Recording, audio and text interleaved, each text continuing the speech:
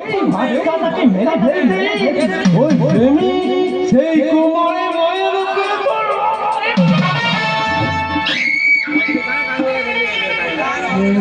লাখে বলি তোমারে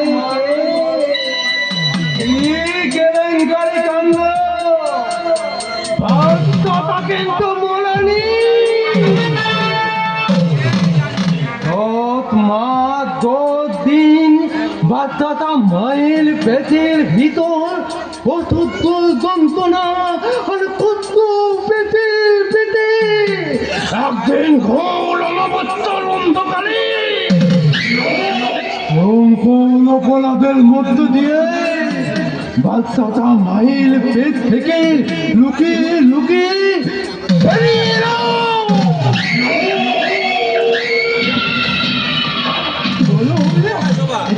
বলো হয়ে বাচ্চাটা ঠিক মতো চালাতে পারে না, কথা বলতে গেলে তার বুক ধলপল করে দিনটা হাতকে যায়। বলুন তো বাবু দাদা, বলুন তো সেগুনের সেই ছোট্ট বাচ্চাটাকে পারলেন না তো বলবেন কি করে? আপনারা ভালোবাসার মর্ম জানেন, ভালোবাসতে জানেন, কিন্তু ভালোবাসা দেখি তা হয়তো আপনারা কোনোদিনও জানেন না, হয়তো আপনারা কোনোদিনও জানেন না, কিন্তু আমি জানি।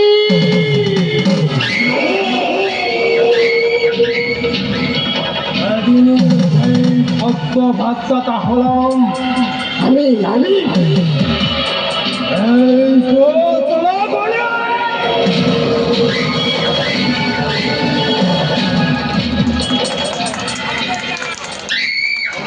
ভয়ঙ্কর অপরাধের মধ্যে দিয়ে জন্ম বলেই প্রতিদিন সারা কোনো না কোনো অপরাধ না করলে আমি সারা শান্তি পাই না রে।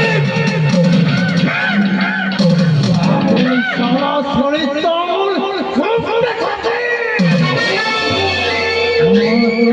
যেন বমের মতো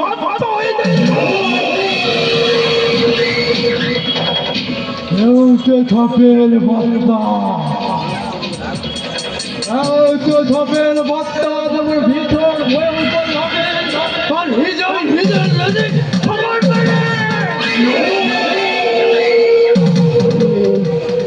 আমি ওর সারা প্রচন্ড না করলে আবার এই মাথার মতো অনুভূত করে আমায় বলে উঠায়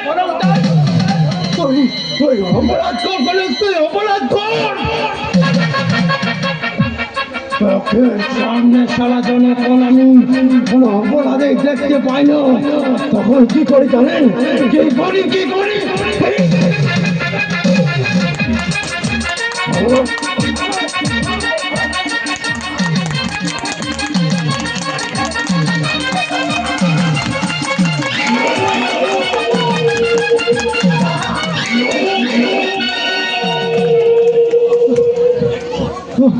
কিচ্ছু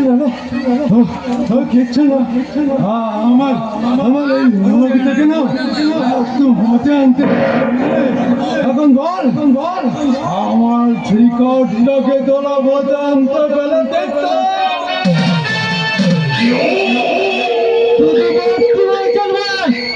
আপনার শিকারটাকে তো আমরা পুরো অবাধ করে নিয়ে এসেছি।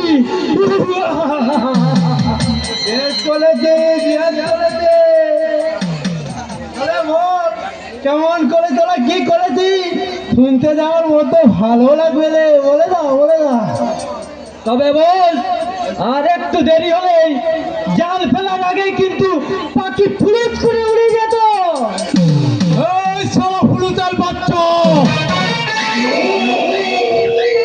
কি হলে কি হতো সেটা আমি জানতে চাইনি রে।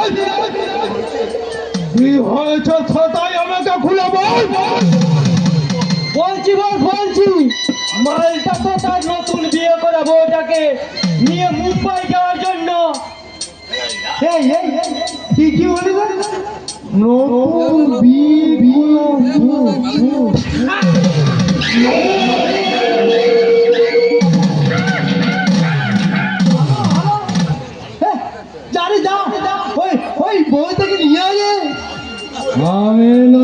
বলবো আর মুখ দেখবো রে। কিন্তু বউটাকে তো আমরা আনিনি, আমরা শুধু সেই বরটাকে। এই ছাগল গাঁজা হলার মধ্যে তোরা কি করেছিস? রাস্তার মাঝে সবার নতুন বউটাকে একা ফেলে চলে এলি। আমি তো আনতে চেয়েছিলাম, তোদের দেখি তোরা দয়া বলে কিছু নেলে। আমি তো আনতে চেয়েছিলাম বস, কিন্তু গুরু কিছুটা রাজি হলো না। তাছাড়া ওই সময় একটা বিপদ আর এসে এমন কেচল শুরু করলো।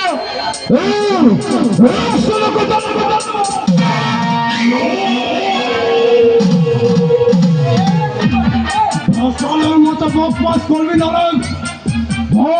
বলতে কেন ধরে অনেকগুলি তোকে আমাদের মেরে ধরলো।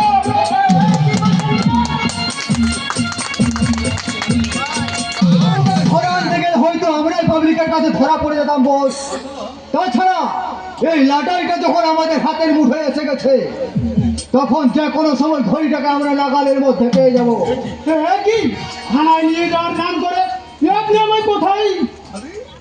আরে আরে আরে ভাই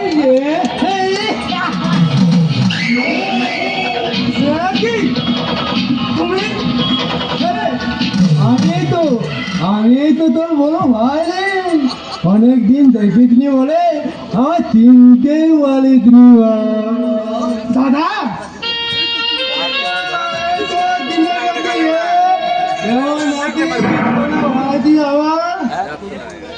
কতদিন পরে আমাদের দেখা, ভালো আছে তো তোমার ভাজি আমার।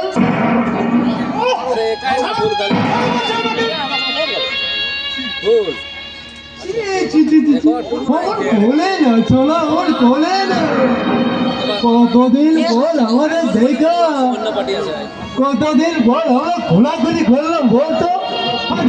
আমরা দুই ভাই মিলে একসাথে ওই খাসি মাংস ভাত।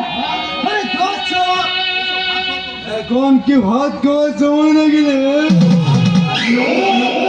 এখন তো মাছ খাওয়ার সময়। ওই দুই ভাই মিলে একসাথে খাসি মাংস ভাত খাবে, বিনাটি মাল খাবে, বিনাটি মাল।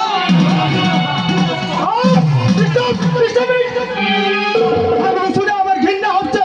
কি হলো অফিসার, আপনি আমাকে ওই থানা নিয়ে চলুন।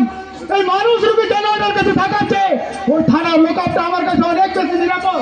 কিন্তু আপত্তি আপনাকে আস্তে পিষ্টে জড়িয়ে ধরেছেন নির্মল্য বাবু। থানায় নয়, আপাতত এটাই আপনার বর্তমান ঠিকানা।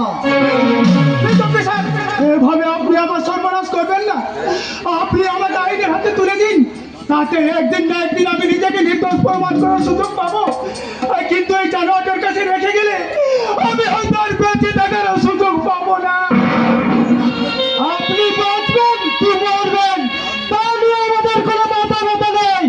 আমরা শুধু বসের কথা মতো কাজ করেছি।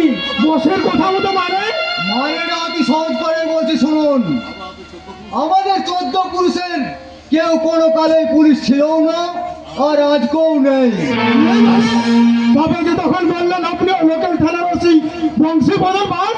আরে ওটা তো তোকে ফাঁসে ফেল দিল। আমি কিছুক্ষণের জন্য না ওকে একটা নকল পুলিশ বানিয়েছিলাম না। হ্যাঁ, এখন আমার আপাতত পুলিশের ডিউটি শেষ, তাই ওই বংশীবদর বাস থেকে এবার আমার আসল পরিচয় বাচ্চু মস্তান হয়ে গেলাম। আর আমি হাবিলদার হরিয়ানা রাউদার থেকে হয়ে গেলাম ওই বাচ্চু মস্তানের সংক্রান্ত বুলেট মস্তান। তোমরা তাহলে লোকাল পুলিশ মিথ্যে অপরাধের জালে জড়িয়ে ভাওতা দিয়ে তোমরা আমাকে এখানে ধরে এনেছো। বলো কিনা সম্পূর্ণ আমাকে জানাবি। কি কেলেঙ্গালি গান্ধ। আরে গল্পের ঠেকটা যদি ঝগড়া ঢেলে দেয় তাহলে কি বাবলি গামলি আমি বসে থাকবো না।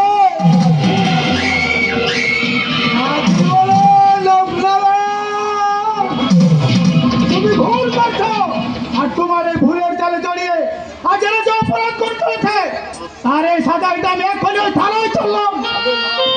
আরে রুকো রুকো মিস্টার রুকো ওপর। তোমার কি মনে হয় যাকে এত দিমাগ লাগিয়ে এত নাটক করে ফাঁদে ফেলে তুলে এনেছি তাকে এত সহজে এই ফান থেকে বেরিয়ে যেতে দেবো? সারা এখান থেকে আর একটা বলানোর চেষ্টা করলে তোর পা দুটো ভেঙে ফেলে রেখে দেবো এখানে। কেন কত টাকায় তোমরা ওর কাছে নিজেকে বিক্রি করেছো? তার দ্বিগুণ টাকা আমি তোমাদেরকে দেবো। তোমরা শুধু আমাকে এখান থেকে বেরিয়ে যেতে দাও। এই বাচ্চু মস্তানেরা গুন্ডা মস্তান হতে পারে, কিন্তু কখনোই তারা তোমার জবান বিক্রি করে না। আর বসকে যখন আমরা জবাব দিয়েছি তার জন্য আমরা জান দিয়ে দেবো, তবু টাইগার চলতে পারবে না। কিন্তু কেন?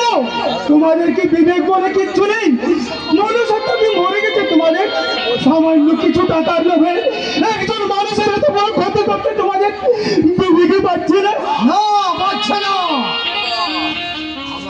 কারণ আমরা বিবেকের ঘরে তালা চাবি লাগিয়ে মানুষত্বকে ঘুম পাড়িয়ে রেখে এসেছি। তাই তো আমাদের কাছে পাপ পুণ্য ভালো মন্দ সব সমান। না ভাই না, এই দুনিয়ার মানুষ এখনো ভালো মন্দর চেয়ে ভালোরই কদর দেয়, আর পাপের চেয়ে পুণ্যর ক্ষমতা অনেক বেশি। তাই বলছি ভাই, দয়া করে তোমরা আমাকে এখান থেকে বেরিয়ে যেতে দাও। আমি যে আমার স্ত্রীকে অন্যের আশ্রয়ে রেখে আসতে বাধ্য হয়েছি, সে হয়তো আমার কথা ভেবে অনেক দুশ্চিন্তায় আছে। থাকবে না। আর তোর বউটা তোর জন্য তোকে দুশ্চিন্তা করতে হবে না রে ভাই। ওই তোর বউকে না আমি এখনো আমার স্ত্রী সামান্য একটু ক্ষতি করার চেষ্টা করলে আমি কিন্তু তোমাকে ছেড়ে দেবো না। আমি ওই ছদ্ম পেতে লেগে দিলে ভাই তোর বউয়ের জন্য রে ফুল ছদ্মাটা বাকি লেগে গেছে না। ওই তোর বউকে দিয়ে আমি ওই সালে ফেলবো।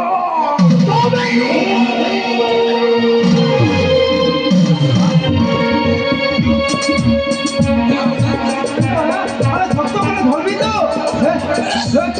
ছড়া ফেলে মেলে ফেলে তারা বলে না বল, কারণ ও যেখানে একটা করেছে সেটা হলো একটা যন্ত্রণা হিসেবে থাকো।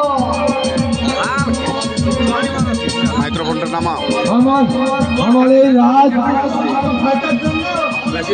আমার মতো একটা বিকলাঙ্গ ছেলেকে ওই সারা সোলের বস্তা মারতো আমাকে।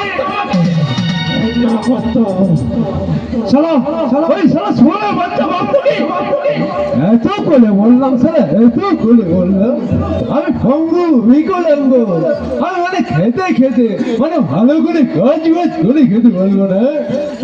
তোমার পুরো সম্পত্তিটা আমাকেই দিয়ে দাও। কিন্তু সস্বরের বাচ্চা মাত্র আমার কোনো কথা শুনল না। একটা সম্পত্তি ছিল এই ভাইটার নামে লিখে দিলাম। তোমরা চুরি করে এখান নিয়ে পালিয়ে এসেছো। আর সেই দলিলটাতে তো একটা সই করিয়ে নেওয়ার জন্যই তো আজ তোকে আমি এখানে ডেকে এনেছি। আমার দেহে প্রাণ থাকতে কিছুতে আমার মধ্যে সম্পর্ক দেবো না। জানি তো এটা আমি খুব ভালো করে জানি রে। আর সেজন্য তো তোকে বিষাক্ত ইঞ্জেকশন দিয়ে প্রথমে পাগল করে হলো